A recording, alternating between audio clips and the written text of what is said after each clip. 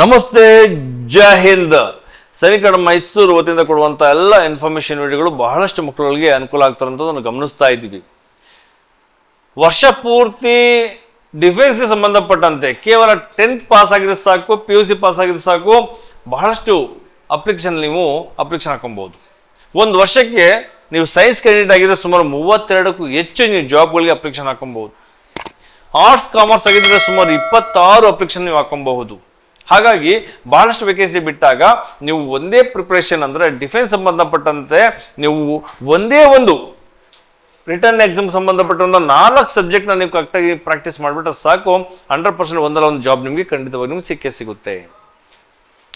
ನಮ್ಮ ಮಕ್ಕಳಲ್ಲಾಗುವಂಥದ್ದು ಅರ್ಧಂಬರ್ಧ ಏನೋ ಒಂದು ಟ್ರೈ ಮಾಡುವಂಥದ್ದು, ಆಮೇಲೆ ಮತ್ತೆ ಅಪ್ಲಿಕೇಶನ್ ಹಾಕೋದನ್ನ ಮರ್ತ್ಬಿಡೋಂಥದ್ದು, ಅದ್ರ ಅಪ್ಲಿಕೇಶನ್ ಹಾಕೋಕ್ಕೆ ನೆಗ್ಲೆಕ್ಟ್ ಮಾಡೋವಂಥದ್ದು, ಅದು ಬಿಟ್ಬಿಡೋವಂಥದ್ದು, ಅಯ್ಯೋ ಸಿಗುತ್ತಾ ಇಲ್ವೋ ಅಂತ ಹೇಳಿ ಒಂದು ರೀತಿ ಕನ್ಫ್ಯೂಸನ್ ಇರುವಂಥದ್ದು ಬಹಳಷ್ಟು ಮಕ್ಕಳನ್ನ ಗಮನಿಸ್ತಾ ಇದ್ದೀವಿ. ನೀವು ನಿರಂತರವಾಗಿ ಒಂದು ವರ್ಷದಲ್ಲಿ ಬಿಡುವಂಥ ಎಲ್ಲ ಅಪ್ಲಿಕೇಶನ್ ಹಾಕೊಂಡ್ಬಿಟ್ರೆ ಖಂಡಿತವಲ್ಲೂ ಕೂಡ ಯಾವ್ದಾದ್ರು ನಿಮಗೆ ಜಾಬ್ ಸಿಗುತ್ತೆ. ಅಥವಾ ನೀವು ಸರ್ವಿಸ್ ಮಾಡ್ಲಿಕ್ಕೆ ಕೂಡ ಅವಕಾಶ ಇರ್ತದೆ. ಸರ್ವಿಸ್ ಮತ್ತು ಜಾಬ್ ಅಲ್ಲಿ ಇರುವಂತ ಡಿಫ್ರೆನ್ಸ್, ಸರ್ವಿಸ್ ಅಂದ್ರೆ ನಾವು ಸೇವೆ ಮಾಡ್ಲಿಕ್ಕೆ ಹೋಗ್ತಾ ಇದ್ದೀವಿ, ಜಾಬ್ ಅಂದ್ರೆ ನಾವು ನಮ್ಮ ಜೀವನ ಮಾಡ್ಲಿಕ್ಕೆ ಹೋಗ್ತಾ ಇದೀವಿ ಅನ್ನೋದು ಬರ್ತದೆ. ಹಾಗಾದ್ರೆ ಡಿಫೆನ್ಸ್ ಸಂಬಂಧಪಟ್ಟಂತೆ ಎಲ್ಲವೂ ಕೂಡ ಸರ್ವಿಸೇ, ಅದರಲ್ಲಿ ಸರ್ವಿಸ್ ಕೊಡ್ತಾರಂತದ್ದೇ, ಅದ್ರಲ್ಲಿ ಏನು ಡೌಟ್ ಇಲ್ಲ. ಆದ್ರೆ ಯಾರಾದ್ರೂ ಮೈಂಡ್ ಸೆಟ್ ಅಲ್ಲಿ ಇಟ್ಕೊಂಡು ಅಥವಾ ನನಗೆ ಜೀವನಕ್ಕೋಸ್ಕರ ಹೋಗ್ತೀನಿ ಅಂತ ಅನ್ಕೊಂಡಿದ್ರೆ ಆ ಜಾಬ್ ಅಂತ ಹೇಳ್ತೀವಿ. ಹಾಗಾದ್ರೆ ನೋಡೋಣ, CRPF constable tradesman online form 2026 ನಲ್ಲಿ ಎಷ್ಟು ವೇಕೆನ್ಸಿ ಬಿಟ್ಟಿದೆ ನೀವು ನೋಡ್ಬೋದು. 9195 ವೇಕೆನ್ಸಿನ ಬಿಡಲಾಗಿದೆ. ಕನ್ನಡಿಗರಿಗೋಸ್ಕರ, ಕನ್ನಡ ಮಕ್ಕಳಿಗೋಸ್ಕರ, ಕನ್ನಡ ಆಕಾಂಕ್ಷಿಗಳಿಗೋಸ್ಕರ ಕನ್ನಡದಲ್ಲೇ ಮಾಹಿತಿ ಕೊಡ್ತಾರಂಥದ್ದು. ಸೆಂಟ್ರಲ್ ಗೌರ್ಮೆಂಟ್ ಅಲ್ಲಿ ಬಹಳಷ್ಟು ವೇಕೆನ್ಸಿ ಬಿಡ್ತಾನೆ ಇದ್ದಾನೆ. ಈಗ ತಾನೆ SSB ಬಗ್ಗೆ ಕೊಟ್ಟಿದೆ, ಅದಕ್ಕೂ ಮುಂಚೆ ಇಂಡಿಯನ್ ನೇವಿ ಬಗ್ಗೆ ಕೊಟ್ಟಿದೆ, ಅದಕ್ಕೂ ಮುಂಚೆ ಇಂಡಿಯನ್ ಆರ್ಮಿ ಬಗ್ಗೆ, ಇಂಡಿಯನ್ ಆರ್ಮಿ ಅಗ್ನಿವೀರ್ ಕೂಡ 10th ಏಪ್ರಿಲ್ಗೆ ಮುಗಿತದೆ. ಕೇವಲ 2 ದಿನ ಮಾತ್ರ ಅವಕಾಶ ಇದೆ.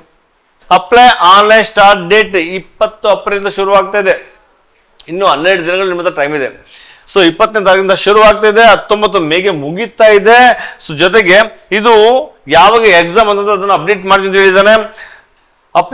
ಆನ್ಲೈನ್ ಅಪ್ಲಿಕೇಶನ್ಗೆ ಫೀಸ್ ಯಾರ್ಯಾರಿಗೆ ಬರುತ್ತೆ ಅಂತಂದ್ರೆ, so general category, OBC, EWS ಅವರಿಗೆ ₹100 ಮಾತ್ರ ಇರ್ತದೆ, ₹100 ಮಾತ್ರ. ಇನ್ನು ಉಳಿದಂತ SC ST ಗೆ ₹0 ಅದೇ ರೀತಿ ಪೇ ಮಾಡುವಂತ ಅವಶ್ಯಕತೆ ಇರೋದಿಲ್ಲ. ನೆಕ್ಸ್ಟ್ ಏನಪ್ಪ ಹಾಗಾದ್ರೆ ಏಜ್ ಲಿಮಿಟ್ ನೋಡೋಣ. ಏಜ್ ಲಿಮಿಟ್ ನೋಡಿ, ಡ್ರೈವರ್ ಪೋಸ್ಟ್ ಯಾರ್ಯಾರಿಗೆ 18 ವರ್ಷ 21 ವರ್ಷ ದಾಟ್ಬಿಡ್ತು ಸರ್, ಇಂಡಿಯನ್ ಆರ್ಮಿಗೆ ಆಗ್ತಿಲ್ಲ, ನಾನು ಇಂಡಿಯನ್ ನೇವಿಗೆ ಆಗ್ತೀನಿ, ಇಂಡಿಯನ್ ಏರ್ ಫೋರ್ಸ್ ಆಗ್ತಿಲ್ಲ ಅಂತಂದ್ರೆ ನೋಡಿ, ಈ ತರ ಕೂಡ ಅವಕಾಶ ಸಿಗ್ತದೆ. ಎಕ್ಸಾಮ್ ಪ್ಯಾಟರ್ನ್ ಸೇಮ್ ಇರೋ ಕಾರಣ ನಿಮಗೆ ಯಾವುದೇ ರೀತಿ ಜಾಸ್ತಿ ತುಂಬಾ ಕಷ್ಟಪಡೋದು ಏನಿಲ್ಲ, ಒಂದೇ ಪ್ಯಾಟರ್ನ್ ತಯಾರಾಗಿದೆ ಸಾಕು. ಇದು ಡ್ರೈವರ್ ಪೋಸ್ಟ್ಗೆ 21ರಿಂದ 27 ಪೋಸ್ಟ್. ಲೈಟ್ ಡ್ರೈವಿಂಗ್ ಲೈಸೆನ್ಸ್ ಮತ್ತೆ ಹೆವಿ ಡ್ರೈವಿಂಗ್ ಲೈಸೆನ್ಸ್ ಈ ಎರಡು ಕೂಡ ನಿಮ್ಮ ಹತ್ರ ಇತ್ತು ಅಂದ್ರೆ, ಸೊ ಡ್ರೈವಿಂಗ್ ಅಲ್ಲಿ ಅಂದ್ರೆ ಡ್ರೈವಿಂಗ್ ಪೋಸ್ಟ್ಗೆ ನಿಮಗೆ ಪಕ್ಕ ನಿಮ್ಗೆ ಜಾಬ್ ನಡೀತಾ ಅನ್ಕೊಳ್ಬಿಡಿ. ಹಾಗಾದ್ರೆ ಏನಪ್ಪಾ ಇದು, ಸೊ 21ರಿಂದ 27 ವರ್ಷದ ನೀವು ಅಪ್ಲಿಕೇಶನ್ ಹಾಕಬಹುದು. ಅದರ್ ಪೋಸ್ಟ್ 18 ವರ್ಷದಿಂದ 23 ವರ್ಷದಿಂದ ಇರುವಂತ ಮಕ್ಕಳು ಕೂಡ ಅಪ್ಲಿಕೇಶನ್ ಹಾಕಬಹುದು. ಈಗ age relaxation as per rules, ಅದ್ರಲ್ಲೂ ಕೂಡ ಯಾವ ಪೋಸ್ಟ್ ಹೋಗ್ತಿದ್ರೆ ಅದ್ರ ಮೇಲೆ ಡಿಪೆಂಡ್ ಮಾಡಿ ನಿಮಗೆ ಏಜ್ ರಿಲ್ಯಾಕ್ಸೇಷನ್ ಕೊಡಲಾಗ್ತದೆ. ಇದನ್ನ CRPF ಭರ್ತಿನಲ್ಲಿ ನೀವು ಚೆಕ್ ಮಾಡ್ಕೊಬಹುದು. 2026ನೇ ಇಸ್ವಿನಲ್ಲಿ CRPF ಸೆಂಟ್ರಲ್ ಆರ್ಮ್ಡ್ ಪೊಲೀಸ್ ಫೋರ್ಸಸ್ಗೆ ಹೋಗ್ತಿರೋ ಮಕ್ಕಳುಗಳು ಈ ಒಂದು ವೆಬ್ಸೈಟ್ ನಲ್ಲಿ ಕೂಡ ಚೆಕ್ ಮಾಡ್ಕೊಬಹುದು. ವೇಕೆನ್ಸಿ ಡೀಟೇಲ್ಸ್ ನಿಮ್ಗೆ ತಿಳಿಸಲಾಗ್ತಿದೆ. Post name constable tradesman and ಟೆಕ್ನಿಕಲ್ಗೆ, ಟ್ರೇಡ್ಸ್ ಮ್ಯಾನ್ ಮತ್ತೆ ಟೆಕ್ನಿಕಲ್. ಟ್ರೇಡ್ಸ್ ಅಲ್ಲಿ ಯಾವ್ದು ಬರುತ್ತೆ, ಕುಕ್ ಆಗಿರ್ಬೋದು, ಸ್ವೀಪರ್ ಆಗಿರ್ಬೋದು, ಬಾರ್ಬರ್ ಆಗಿರ್ಬೋದು, ಅಥವಾ ಗಾರ್ಡ್ನರ್ ಆಗಿರ್ಬೋದು, ಈ ತರ ಬಹಳಷ್ಟು ಸೊ ಇದರಲ್ಲಿ ಪೋಸ್ಟ್ ಬರ್ತವೆ.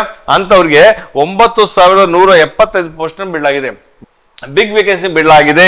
ಹಾಗಾದ್ರೆ ಇನ್ನು ಉಳಿದಂತ 20 ಪೋಸ್ಟ್ ಯಾರಿಗೆ, ಕಾನ್ಸ್ಟೇಬಲ್ ಟ್ರೇಡ್ಸ್ ಮ್ಯಾನ್ ನಲ್ಲಿ ಪೈನಿಯರ್ ಅಂತ ಬರುತ್ತೆ, ಪೈನಿಯರ್ ವಿಂಗ್ ಅಂತ ಬರುತ್ತೆ. ಈ ಪೈನಿಯರ್ ವಿಂಗ್ ಸ್ವಲ್ಪ ಅದು ಸ್ಪೆಷಲ್ ಆಗಿ ಟೆಕ್ನಿಕಲ್ ಆಗಿರ್ತದೆ.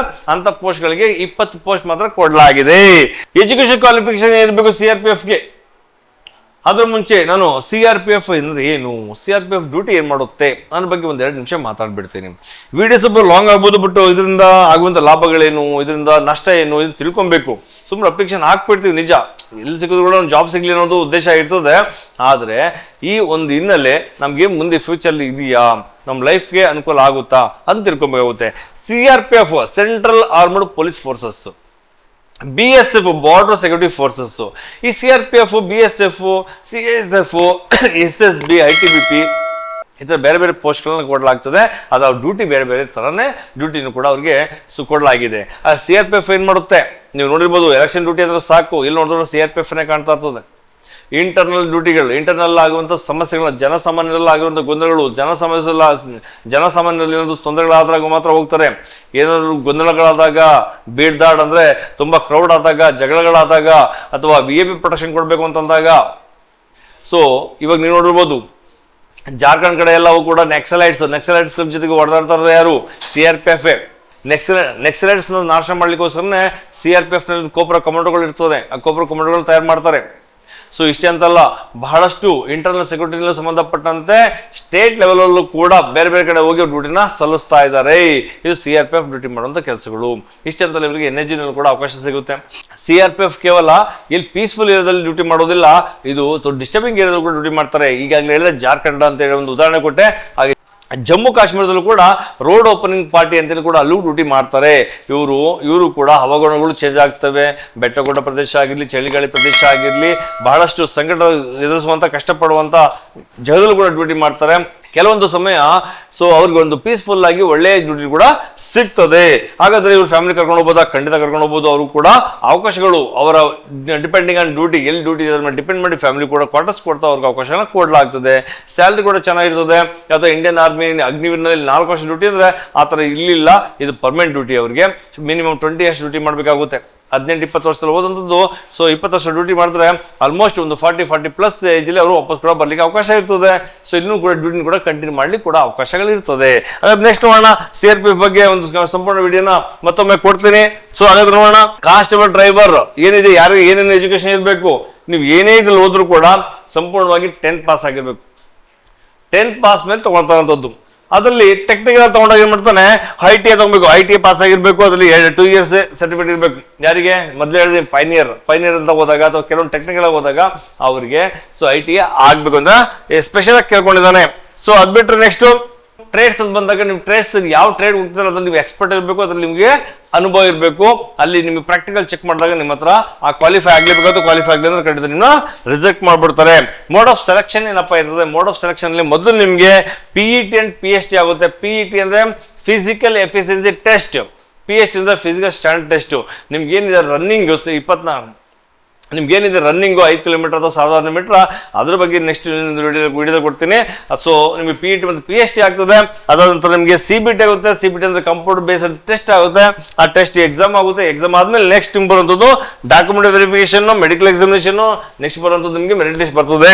ಹಾಗಾದ್ರೆ ವೆಬ್ಸೈಟ್ ಯಾವ್ದಪ್ಪ ಅಂತಂದ್ರೆ https direct.crpf.gov.in ಗೆ ಹೋಗಿ ನೀವು ಅಪ್ಲಿಕೇಶನ್ ಹಾಕಬಹುದು.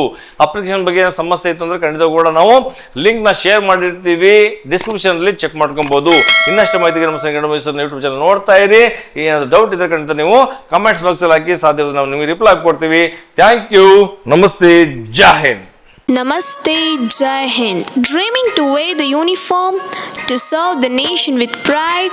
Your journey begins here.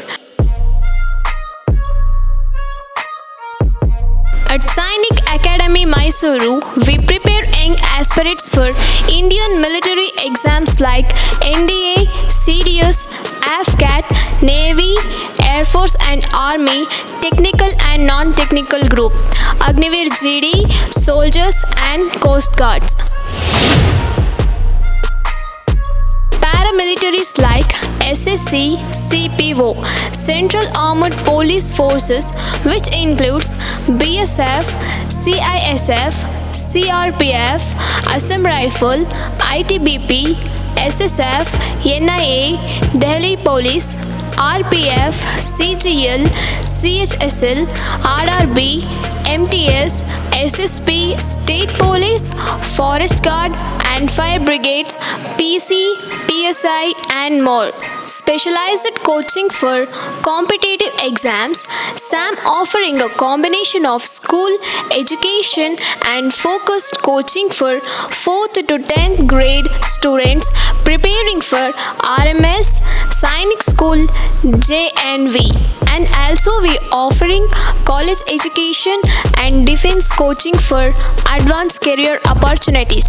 9th, 10th, PUC, Science, PCMB, PCMC, State and CBSE. From academics to physical fitness, from mental toughness to leadership skills, we shape future warriors of India. 370 plus candidates from Sainik Academy Mysuru have already achieved their dreams. Are you next? Sainik Academy Mysuru, building soldiers, building the nation.